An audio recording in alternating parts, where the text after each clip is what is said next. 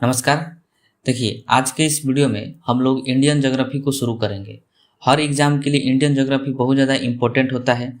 ऐसा कोई एग्जाम नहीं है जिसमें इंडियन ज्योग्राफी से प्रश्न नहीं आता है। तो आज से इस चैनल पर इंडियन ज्योग्राफी का फाउंडेशन बैच कराया जाएगा। बहुत सारे लोगों का कमेंट आ रहा था कि सर इंडियन ज्योग्राफी को शुरू करिए, तो आज से हम लोग इंडियन ज्योग्राफी को शुरू करेंगे और इसको बहुत अच्छे तरीक़ा से हम लोग कंप्लीट भी करेंगे। तो आपको मैं पहले ही बता दूं कि वीडियो जो है डेली नहीं आ पाएगा, क्योंकि डेली आने में बहुत ज़्यादा दिक्कत होता है। क्योंकि हम लोग एडिटर तो है नहीं, हम लोग एक टीचर हैं, तो हम लोग पढ़ाने पर ज़्यादा ध्यान देते हैं, तो एडिट वगैरह जो है हम लोगों से उतना नहीं हो पाता है। इस वजह से वीडियो डेली नहीं आ पाता है। तो मैं आपको पहले ही बता देता हूँ कि वीडियो डेली नहीं आएगा, 1-2 दिन का गैप हो सकता है और 1-2 दिन पर वीडियो जो है आता रहेगा। और हम लोग जो है पूरे अच्छे तरीक़ा से पूरे डिटेल्स में इंडियन ज्योग्राफी को कवर करेंगे। साथ ही साथ जितने भी प्रीवियस ईयर प्रश्न हैं सभी वीडियो में, प्रत्येक वीडियो में आपको बताया जाएगा, उसको सिखाया जाएगा और समझाया भी जाएगा। तो आज का जो वीडियो है इसमें हम लोग भारत के सामान्य परिचय के बारे में कवर करेंगे पूरे डिटेल्स में, और अच्छे तरीक़े से हम लोग कवर करने वाले हैं। तो चलिए हम लोग वीडियो को शुरू करते हैं। तो आइए हम सबसे पहले समझते हैं कि पूरे ग्लोब पर भारत की स्थिति कहाँ पर है। तो देखिए, आपको ध्यान रखना है कि पूरे ग्लोब पर भारत की जो स्थिति है वो उत्तरी गोलार्ध में भारत जो है स्थित है। अब उत्तरी गोलार्ध क्या होता है, तो देखिए ये जो आप ग्लोब देख रहे हैं, अगर इस ग्लोब को आप बीचे बीच 2 भागों में अगर बांटते हैं तो इस लाइन के ऊपर वाला जो हिस्सा है उसको उत्तरी गोलार्ध कहा जाता है पूरे हिस्से को, और इस लाइन के जो नीचे वाला हिस्सा है इसको जो है दक्षिणी गोलार्ध के नाम से जाना जाता है। तो आप यहाँ पर देख सकते हैं कि भारत जो है पीला कलर का है, भारत का मैप, तो वह किस गोलार्ध में है, तो उत्तरी गोलार्ध में है। इसलिए कहा जाता है कि भारत जो है पूरे ग्लोब पर उत्तरी गोलार्ध में स्थित है। ये आपको ध्यान रखना है। उसके बाद देखिए, भारत जो है दक्षिणी एशिया के मध्य में स्थित है। देखिए, इन सभी एरिया को जो है एशिया के नाम से जाना जाता है। एशिया एक महादेश है और एशिया महादेश में ही भारत है। लेकिन अगर एग्जैक्ट पूछा जाए कि एशिया महादेश में भारत कहाँ है, तो दक्षिणी एशिया के मध्य में स्थित है, जैसा कि आप देख रहे हैं। तो ये दोनों पॉइंट जो है आपको ध्यान रखना है। ग्लोब के संबंध में भारत के लिए बताया गया है, बहुत इंपॉर्टेंट है। अब आइए हम लोग आगे समझते हैं। देखिए, भारत जो है वो 8 डिग्री 4 मिनट उत्तरी अक्षांश से 37 डिग्री 6 मिनट उत्तरी अक्षांश तक फैला है। वही भारत 68 डिग्री 7 मिनट पूर्वी देशांतर से 97 डिग्री 25 मिनट पूर्वी देशांतर तक फैला है। मैं दावे के साथ कह सकता हूं कि आपको ये कुछ भी समझ में नहीं आया होगा। तो अब आइए हम इसको जो है अच्छे तरीके से समझते हैं, आपको 100% समझ में आएगा। देखिए, जो ग्लोब होता है यानी जो पृथ्वी है, इस पर जो है 2 तरह की काल्पनिक रेखाओं को खींचा जाता है। जो इस तरह की सपाट रेखाएं होती है इनको जो है अक्षांश रेखा के नाम से जाना जाता है, और जो लंबवत खींची जाती है पृथ्वी पर, ग्लोब पर, उसको देशांतर रेखा कहते हैं। और ये दोनों रेखाएं जो है अलग अलग एंगल पर निर्धारित की जाती है, अलग अलग एंगल पर इनको बनाया जाता है, इनको खींचा जाता है। अब पृथ्वी पर किसी भी देश का या फिर किसी भी जगह का लोकेशन बताना हो, एग्जैक्ट लोकेशन, तो इन्हीं रेखाओं से, अक्षांश और देशांतर रेखाओं से पता किया जाता है कि वो कोई देश जो है कहाँ पर है। जैसे अगर किसी देश को पता लगाना है तो हम इन रेखाओं से पता लगा सकते हैं कि किन 2 अक्षांश रेखाओं के बीच वह देश है, या फिर किन 2 देशांतर रेखाओं के बीच वह देश है। जैसे देखिए, भारत जो है ग्लोब पर यहाँ पर आप देख सकते हैं, ठीक है। तो ये 2 अक्षांश रेखाओं के बीच में भी है और 2 देशांतर रेखाओं के बीच में भी है। तो अगर पूछा जाए कि भारत जो है किन 2 अक्षांश रेखाओं के बीच में है, तो हम कह सकते हैं 37 डिग्री 6 मिनट उत्तरी अक्षांश से 8 डिग्री 4 मिनट उत्तरी अक्षांश। ये 2 जो अक्षांश रेखाएं हैं इन्हीं दोनों के बीच भारत है।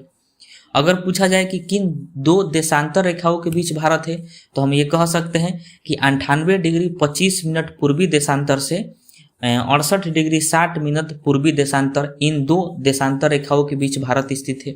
तो वही लोकेशन जो है इसके पहले हम लोग पढ़े। तो इन रेखाओं से किसी भी देश का या फिर किसी भी जगह का एग्जैक्ट लोकेशन का पता लगाया जाता है, ये आपको ध्यान रखना है, ठीक है। और इसके बारे में प्रॉपर तरीका से अगर जो है इंडियन ज्योग्राफी में नहीं पढ़ा जाता है, जब हम केवल वर्ल्ड ज्योग्राफी पढ़ते हैं तो उसमें बहुत अच्छे तरीके से इसको समझा जाता है। आई होप कि आपको ये समझ में आ गया होगा। तो अब आइए हम क्षेत्रफल की बात करते हैं भारत की। देखिए, भारत का जो क्षेत्रफल है वो 32,87,263 वर्ग किलोमीटर है। ये सभी को पता होता है। अगर आपको पता नहीं है तो आप ध्यान रखिएगा कि भारत का जो संपूर्ण क्षेत्रफल है एरिया है वह 32,87,263 वर्ग किलोमीटर है। विश्व का 7वां सबसे बड़ा देश जो है भारत है। इसका मतलब हुआ कि क्षेत्रफल की दृष्टि से भारत जो है, भारत से भी 6 बड़े देश हैं जिनका क्षेत्रफल बहुत अधिक है, भारत से ज़्यादा है। तो कौन कौन सा देश है? तो सबसे पहले स्थान पर आता है रूस, दूसरे स्थान पर आता है कनाडा, तीसरे स्थान पर चीन, चौथे पर अमेरिका, पांचवें पर ब्राजील और छठे पर जो है ऑस्ट्रेलिया आता है और सबसे लास्ट में 7वें नंबर पर भारत आता है। यानी भारत से ये 6 ऐसे बड़े देश हैं जिनका क्षेत्रफल सबसे अधिक है। और बेसिकली आपको इसमें 3 ध्यान रखना है, बहुत इंपॉर्टेंट है, पूछा जाता है कि पहले स्थान पर कौन है, दूसरे स्थान पर कौन है और तीसरे स्थान पर कौन है। तो पहले पर रूस है, दूसरे पर कनाडा और तीसरे पर चीन है जिनका क्षेत्रफल जो है बहुत अधिक है। ठीक है, अब देखिए अगर पूछा जाए कि जो भारत का क्षेत्रफल है वो संपूर्ण विश्व के क्षेत्रफल का कितना परसेंट है, तो 2.4% है। मतलब अगर पूरे विश्व के क्षेत्रफल को, पूरे पृथ्वी को अगर 100% माना जाए तो उसमें से 2.4% जो है अपना भारत का क्षेत्रफल है। तो ये भी आपको ध्यान रखना है। ठीक है, वही अगर हम जनसंख्या की बात करें तो भारत में कुल जनसंख्या कितना है, तो 2011 की जनगणना के अनुसार भारत में कुल जनसंख्या 121 करोड़ है। आपको पता है कि 2011 में जनगणना हुआ था और अभी तक जितने भी एग्जाम हुए हैं तो जो भी डाटा से प्रश्न पूछा गया है तो 2011 के जनगणना के अनुसार ही प्रश्न पूछा गया है। और प्रत्येक 10 साल पर जनगणना होता है। तो 2011 में हुआ था, तो 2021 में जनगणना होना था लेकिन कोरोना के कारण नहीं हुआ।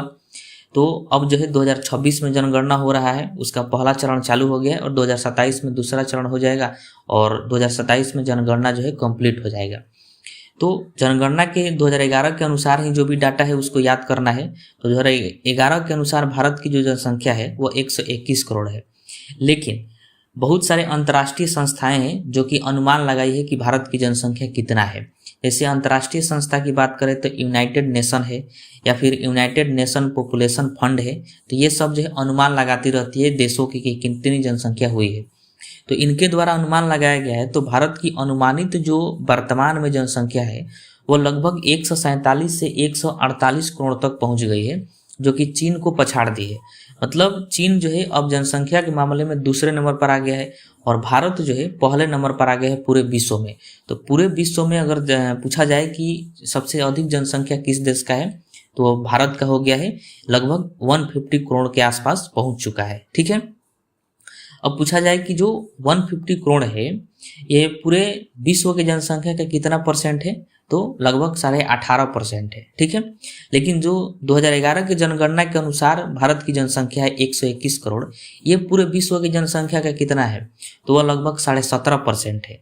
तो ये दोनों पॉइंट जो है आपको ध्यान रखना है, बहुत इंपॉर्टेंट है। और पहले स्थान पर आ गया है भारत जनसंख्या के मामले में और दूसरे स्थान पर चला गया है चीन और तीसरे स्थान पर भी ध्यान रखिएगा अमेरिका है।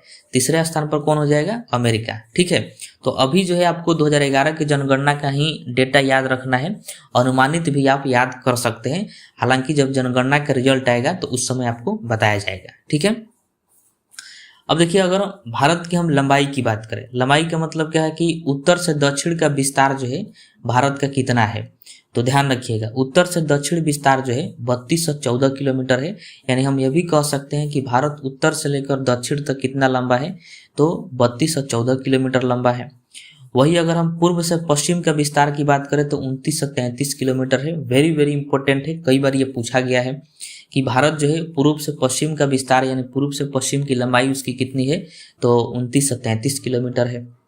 और यह भी ध्यान रखिएगा कि भारत का सबसे बड़ा जो है राज्य कौन सा है क्षेत्रफल की दृष्टि से, तो वह राजस्थान है। और सबसे छोटा राज्य कौन सा है क्षेत्रफल की दृष्टि से, तो वह गोवा है। ठीक है, तो अब आइए हम भारत के पड़ोसी देश को समझते हैं। देखिए भारत के जो है कुल 9 पड़ोसी देश हैं, 7 स्थलीय पड़ोसी देश हैं और 2 समुद्री पड़ोसी देश हैं। 7 स्थलीय पड़ोसी देश को आप इमेज में देख सकते हैं। कौन कौन सा है, तो बांग्लादेश है, चीन है, पाकिस्तान है, नेपाल, म्यांमार, भूटान और अफगानिस्तान। तो ये कुल 7 जो है स्थलीय पड़ोसी देश है जो कि भारत के साथ जुड़े हुए हैं। इनको याद करने के लिए एक ट्रिक भी है, बचपन में बीए। तो इस ट्रिक के माध्यम से आप 7 जो है पड़ोसी देश को याद कर सकते हैं। इसमें ब से हो जाएगा बांग्लादेश, च से हो जाएगा चीन और प से हो जाएगा पाकिस्तान, न से हो जाएगा नेपाल, मे से हो जाएगा म्यांमार, बी से भूटान और ए से अफगानिस्तान। तो इस ट्रिक के माध्यम से आप सातों याद कर सकते हैं। हालांकि अगर आप इसको मैप से देखते हैं, मैप से अगर याद करते हैं तो आपको और आसानी से याद हो जाएगा। मैप को अगर आप बार बार देखते हैं तो आपको सातों स्थलीय पड़ोसी देश आसानी से याद हो जाएंगे। ठीक है, अब देखिए दो समुद्री पड़ोसी देश कौन कौन सा है, तो जैसा कि आप नीचे देख रहे हैं कि एक तो श्रीलंका हो जाएगा और दूसरा जो है मालदीव है। ये दोनों जो है समुद्र में ही है, तो इसलिए इनको समुद्री पड़ोसी देश कहा जाता है भारत का। तो इन दोनों को भी आप ध्यान रखिएगा। ठीक है, अब देखिए एग्जाम में ये पूछा जाता है कि ऐसा कौन सा पड़ोसी देश है जो भारत के साथ सबसे लंबी सीमा साझा करता है, मतलब उसकी सबसे लंबी सीमा जो है भारत के साथ लगती है। तो वह देश है बांग्लादेश, जो 4096 किलोमीटर सीमा जो है भारत के साथ साझा करता है।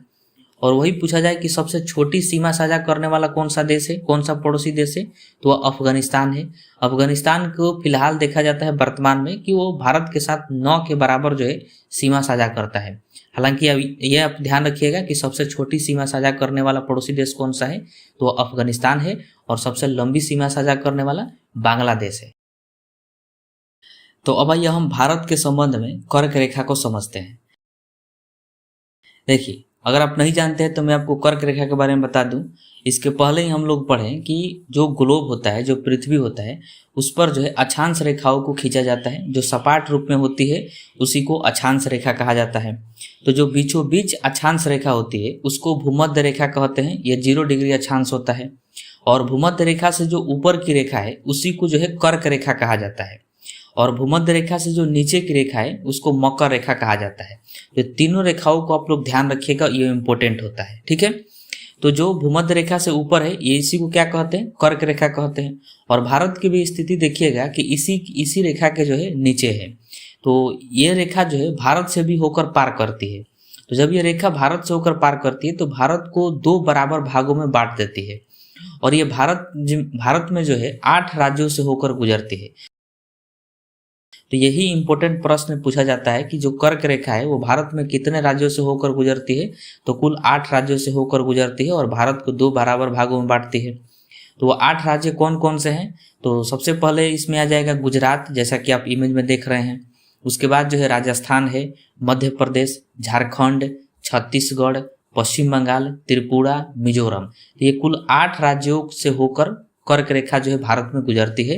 ये आपको ध्यान रखना है। ये पूछा जाता है कि बताइए निम्नलिखित में से किन किन राज्यों से कर्क रेखा होकर गुजरती है, तो यहाँ 8 में से 4 जो है ऑप्शन रहता है। तो इस तरह से प्रश्न पूछा जाता है, इनको ध्यान रखिएगा। तो अब आइए हम समझते हैं भारतीय मानक समय रेखा को। देखिए, इसके पहले ही हम लोग पढ़ें कि पृथ्वी पर बहुत सारी लंबवत जो है रेखाएं खींची गई है जिनको देशांतर रेखा कहा जाता है। तो देशांतर रेखाओं को किस लिए खींचा गया है, तो समय का पता लगाने के लिए।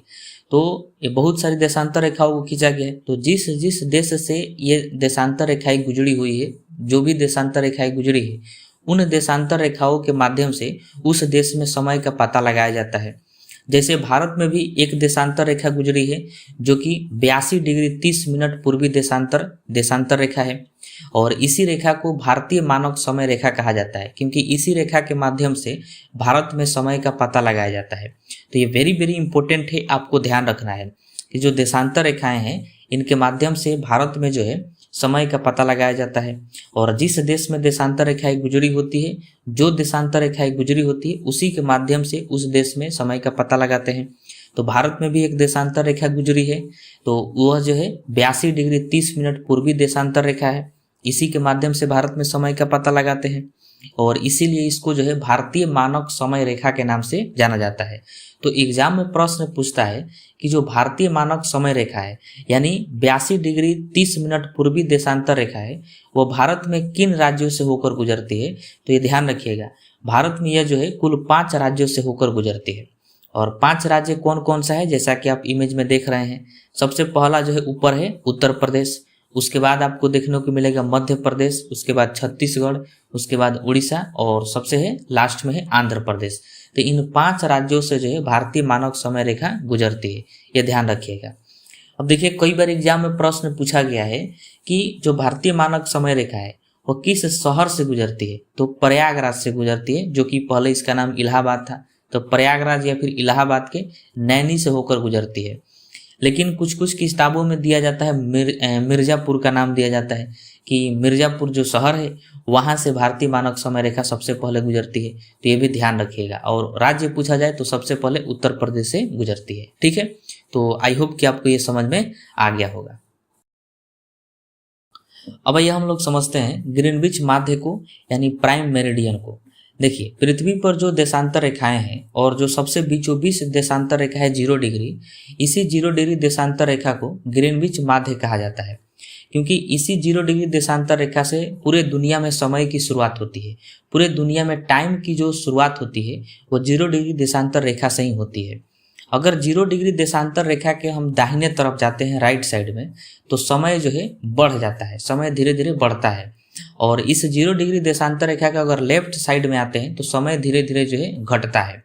तो 0 डिग्री देशांतर रेखा के लेफ्ट साइड में जो भी देश होंगे तो उनमें जो समय होगा वह 0 डिग्री देशांतर रेखा जहाँ पर है वहाँ पर जो समय होगा उससे कम हो जाएगा। वही 0 डिग्री देशांतर रेखा पर जो समय हो रहा है तो उसके अगर हम राइट साइड में जाते हैं तो जो भी देश है वहाँ पर समय 0 डिग्री देशांतर रेखा से आगे होगा। जैसे देखिए कि भारत का जो मानक समय है वह ग्रीनविच माध्य यानी 0 डिग्री देशांतर रेखा से 5 घंटा 30 मिनट आगे है। क्योंकि ध्यान से देखिएगा तो जो 0 डिग्री देशांतर रेखा है उसके राइट साइड में ही भारत है, यानी दाहिने तरफ भारत है। तो दाहिने तरफ जो है 0 डिग्री देशांतर रेखा के समय आगे रहता है, तो भारत का जो समय है वो 0 डिग्री देशांतर रेखा से आगे है। और कितना आगे है तो 5 घंटा 30 मिनट आगे है। तो ये ध्यान रखिएगा, इंपॉर्टेंट है। यही पूछा जाता है एग्जाम में कि ग्रीनविच माध्य से भारत का जो समय है वो कितना घंटा आगे होता है, तो 5 घंटा 30 मिनट यानी लगभग 5.5 घंटा आगे होता है। यानी इसका मतलब हुआ कि अगर 0 डिग्री देशांतर रेखा वाले क्षेत्र में 1 बजा होगा तो भारत में जो है उसी वक्त 6:30 बज रहा होगा। क्योंकि जो 0 डिग्री देशांतर रेखा होता है उससे भारतीय मानक समय रेखा जो है 5.5 घंटा आगे होता है। तो 0 डिग्री देशांतर रेखा पर 1 बजेगा तो भारत में उस वक्त जो है 6:30 बजेगा, यानी 5.5 घंटा आगे रहेगा। तो अब आइए हम भारत की सीमाओं की लंबाई को समझते हैं। देखिए, भारत की जो कुल तट रेखा की लंबाई है वह 7516.6 किलोमीटर है। अब देखिए, तट रेखा का मतलब क्या होता है कि भारत का वैसा बाउंड्री जो समुद्र से लगा हुआ है, पानी से जुड़ा हुआ है, तो उसी को तट रेखा कहा जाता है। जैसा कि आप इमेज में देख रहे हैं कि ये जो है भारत की तट रेखा है, तो इसकी संपूर्ण लंबाई 7516.6 किलोमीटर है। और इसमें जो है जो मुख्य भूमि है उसका भी शामिल है, मतलब जो मेन भारत है उसके भी तट रेखा इसमें शामिल है। और जो द्वीप समूह है यानी 2 केंद्र शासित प्रदेश है हमारे जो कि समुद्र में हैं, जो अंडमान निकोबार द्वीप समूह है और एक लक्षद्वीप है, जैसा कि आप इमेज में देख रहे हैं। तो इनकी भी तट रेखा की लंबाई और मुख्य भूमि का भी तट रेखा की लंबाई सबको अगर शामिल कर दिया जाए तो टोटल तट रेखा की लंबाई भारत की हो जाती है 7516.6 किलोमीटर। ठीक है, तो ये ध्यान रखिएगा। और अगर अलग अलग पूछा जाए कि मुख्य भूमि के तट रेखा की लंबाई कितनी है, जैसा कि इमेज में देख रहे हैं कि जो मेन भारत है तो इसका जो तट रेखा की लंबाई है वो 6100 किलोमीटर है। और जो केवल द्वीप समूह की बात करें, जैसे अंडमान निकोबार द्वीप समूह और लक्षद्वीप, ये भी पानी के अंदर ही, समुद्र में ही है, तो इनके तट रेखा की लंबाई की बात करें तो 1416 किलोमीटर है। तो ये आपको अलग अलग भी याद रखना है। और 6100 किलोमीटर और 1416 किलोमीटर दोनों को जोड़ देंगे तो कितना हो जाएगा, 7516 किलोमीटर हो जाएगा। तो ये आपको अलग अलग भी याद रखना है और एक में भी याद रखना है। ठीक है, अब देखिए, इम्पोर्टेंट बात यह है कि हाल ही में 2025 में डाटा पेश किया गया है भारत सरकार द्वारा, अप्रैल 2025 में, और उसमें कहा गया है कि जो भारत की तट रेखा की लंबाई हम लोग पढ़ रहे हैं 7516.6 किलोमीटर, ये इतना नहीं है, इससे भी ज़्यादा जो है भारत की तट रेखा की लंबाई है। और उन्होंने डाटा पेश करके कहा कि अब भारत की जो तट रेखा की लंबाई है वो 11,098 किलोमीटर है। अब ऐसा क्यों हुआ, क्योंकि पहले जो हमारे पास सेटेलाइट थे वो पुराने ज़माने के सेटेलाइट थे। अब जो सेटेलाइट आए हैं वो हाई क्वालिटी के आए हैं, हाई टेक्नोलॉजी वाले आए हैं, जिससे जो है भारत के तट रेखा की लंबाई स्पष्ट पता हो गई है।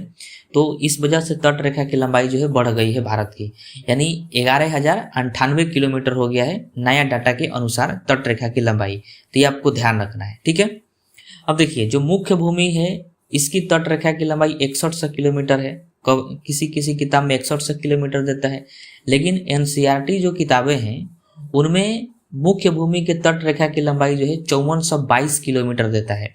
तो ये भी आप ध्यान रखिएगा, एनसीईआरटी वाला भी ध्यान रखिएगा, ताकि कहीं एनसीईआरटी से ही प्रश्न पूछा जा सकता है एग्जाम में। उसके बाद जो द्वीप समूह है, यानी केवल जो द्वीप समूह है, केंद्र शासित प्रदेश है जो समुद्र में है, उनकी तट रेखा की लंबाई 1416 किलोमीटर है, लेकिन एनसीईआरटी में इनका दिया गया है 2094 किलोमीटर। तो ये भी आप ध्यान रखिएगा, ठीक है। अब देखिए, भारत के 9 राज्य और 4 केंद्र शासित प्रदेश ऐसे हैं जिनकी जलीय सीमा लगती है, मतलब जल के साथ उनकी सीमा लगती है। तो 9 राज्य कौन कौन से हैं? तो गुजरात, महाराष्ट्र, गोवा, कर्नाटक, केरल, तमिलनाडु, आंध्र प्रदेश, उड़ीसा और पश्चिम बंगाल। तो ये कुल 9 राज्य हैं जिनकी सीमा जो है समुद्र के साथ लगती है, जल के साथ लगती है। तो ये ध्यान रखिएगा। और 4 केंद्र शासित प्रदेश है जिनकी सीमा जो है समुद्र के साथ लगती है। एक अंडमान निकोबार द्वीप समूह और लक्षद्वीप, ये दोनों जो है समुद्र में ही है, तो इनकी चारों बगल से सीमा जो है समुद्र से लगती है।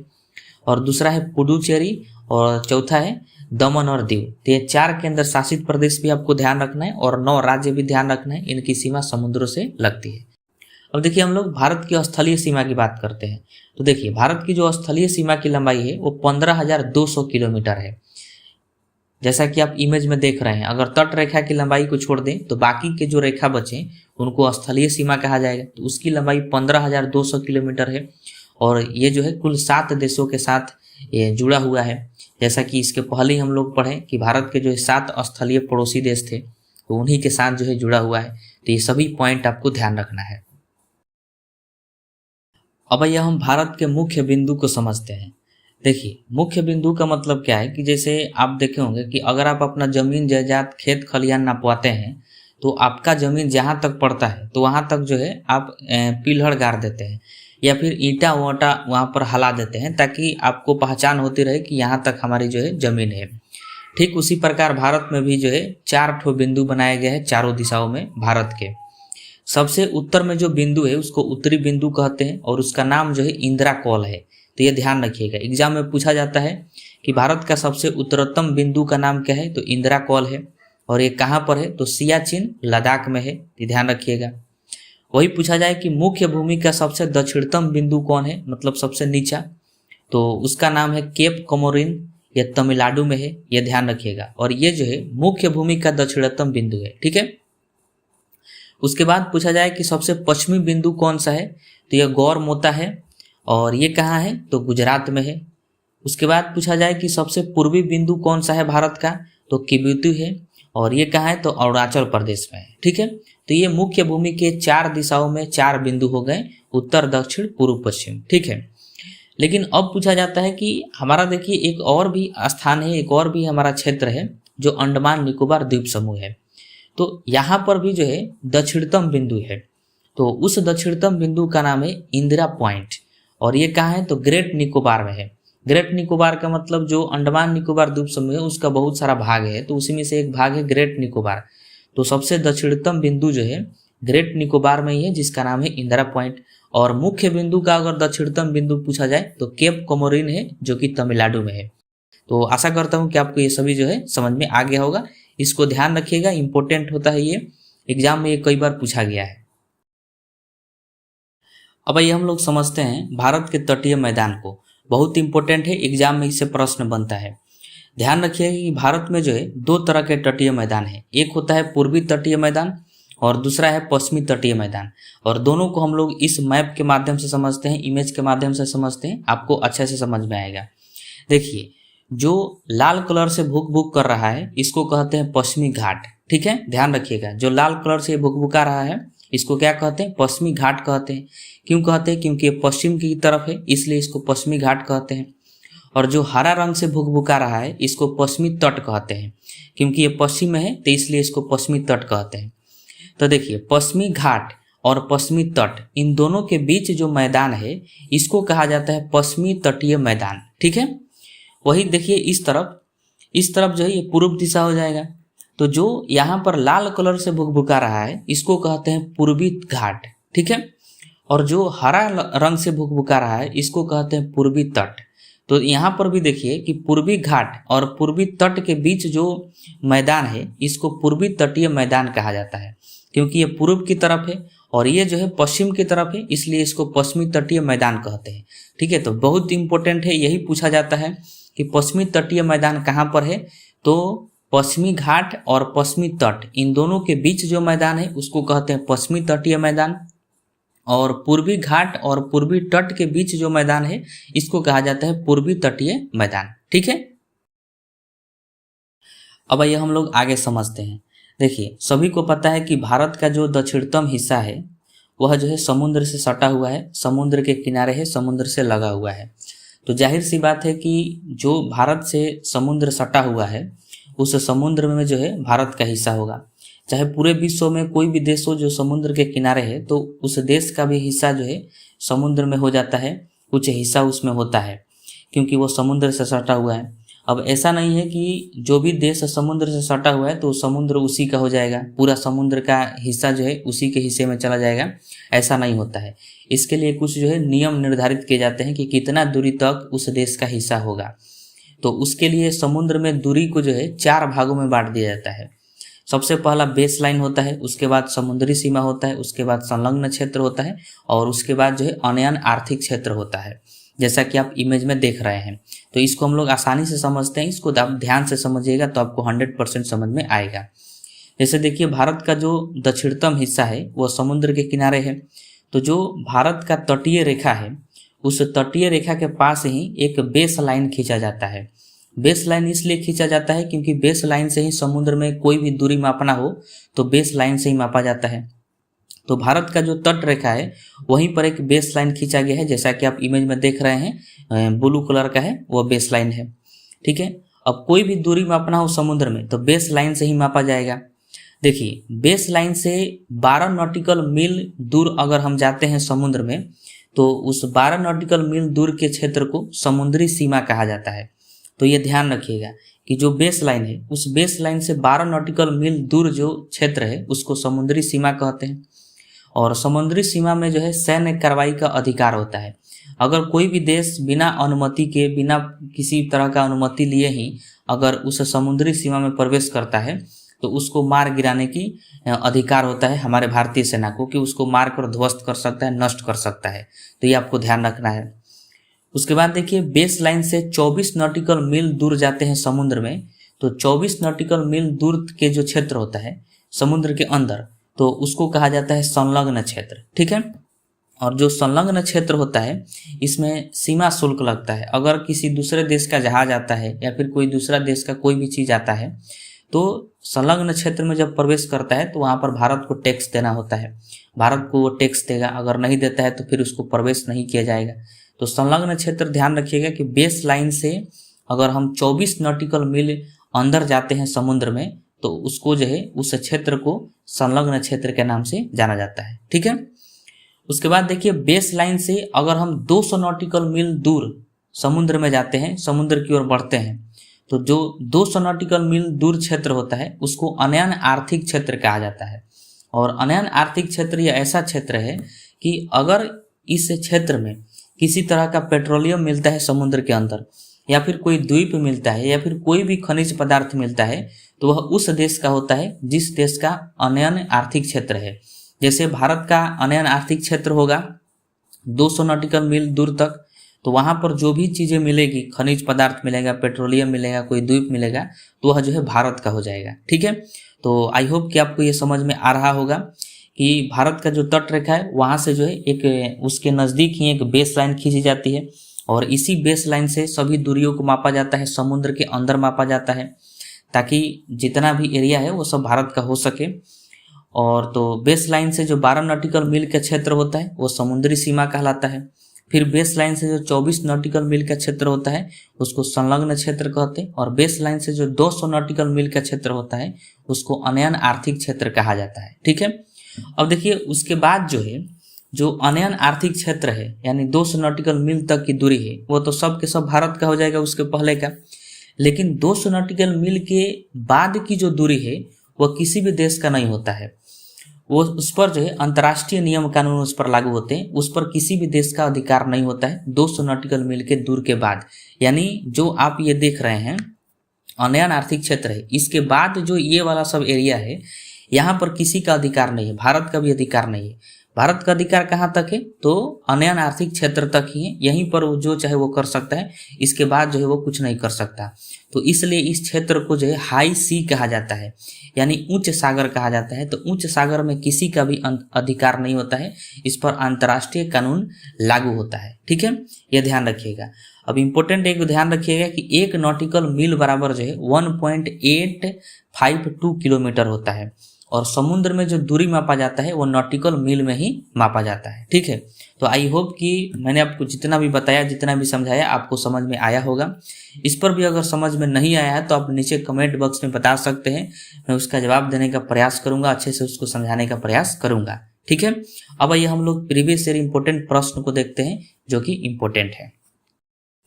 तो आइए हम लोग सभी प्रीवियस ईयर प्रश्नों को फटाफट देखते हैं। कुल 20 प्रश्न है, सभी इंपॉर्टेंट है और प्रीवियस ईयर एग्जाम में पूछे गए हैं। तो चलिए देखते हैं। पहला प्रश्न है कि भारत स्थित है। तो मैंने आपको बताया था कि पूरे गोलार्ध में देखा जाए तो भारत जो है उत्तरी गोलार्ध में स्थित है और पूर्वी देशांतर में।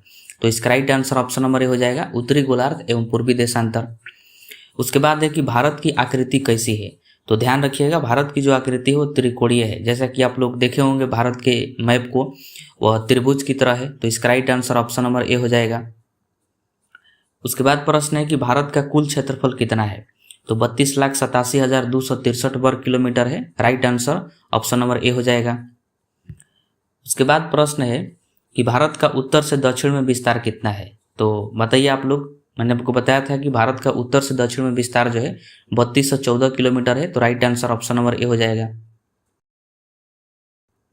उसके बाद है कि भारत का पूर्व से पश्चिम में विस्तार कितना है। तो 2933 kilometre, right answer option number D हो जाएगा। अगला प्रश्न है कि भारत की तट रेखा की लंबाई कितनी है। तो 75 से 16 किलोमीटर जो है भारत की तट रेखा की लंबाई है। अगला है कि प्राचीन भारतीय भौगोलिक मान्यता के अनुसार भारतवर्ष किस द्वीप का अंग था। तो यह ध्यान रखिएगा, जम्बू द्वीप का अंग था। तो राइट आंसर जो है ऑप्शन नंबर बी हो जाएगा। अगला है इंडियन स्टैंडर्ड टाइम और ग्रीनविच मीन टाइम में कितना का अंतर होता है। तो इसको मैंने आपको बहुत अच्छे से समझाया था। तो इसका right answer option number C हो जाएगा। 5 घंटा 30 मिनट का अंतर होता है। जो 0 डिग्री देशांतर रेखा होता है उससे भारतीय जो मानक समय रेखा है वो 5 घंटा 30 मिनट आगे होता है। तो right answer option number C. अगला प्रश्न है कि भारत का क्षेत्रफल विश्व के कुल भौगोलिक क्षेत्रफल का कितना प्रतिशत है। तो वह 2.4% है। भारत का जो पूरा क्षेत्रफल है वो 32,87,263 वर्ग किलोमीटर है। तो पूरे विश्व का वो 2.4% होता है। तो राइट आंसर ऑप्शन नंबर जो है बी हो जाएगा। अगला प्रश्न है कि भारत में कितने राज्य समुद्र तट रेखा में है। तो मैंने आपको बताया था कि 9 राज्य जो हैं वह भारत के समुद्र तट रेखा के किनारे हैं और 4 केंद्र शासित प्रदेश हैं। तो right answer option number C हो जाएगा, 9 राज्य हैं। अगला प्रश्न है कि भारत में निम्नलिखित में से किस राज्य की तट रेखा सबसे लंबी है। तो ये ध्यान रखिएगा, गुजरात की जो तट रेखा है वह सबसे लंबी है। मतलब गुजरात एक ऐसा राज्य है जो समुद्र के किनारे तो है और उसकी तट रेखा जो है सबसे लंबी है, यह ध्यान रखना है। उसके बाद प्रश्न है कि भारत का दक्षिणतम बिंदु है।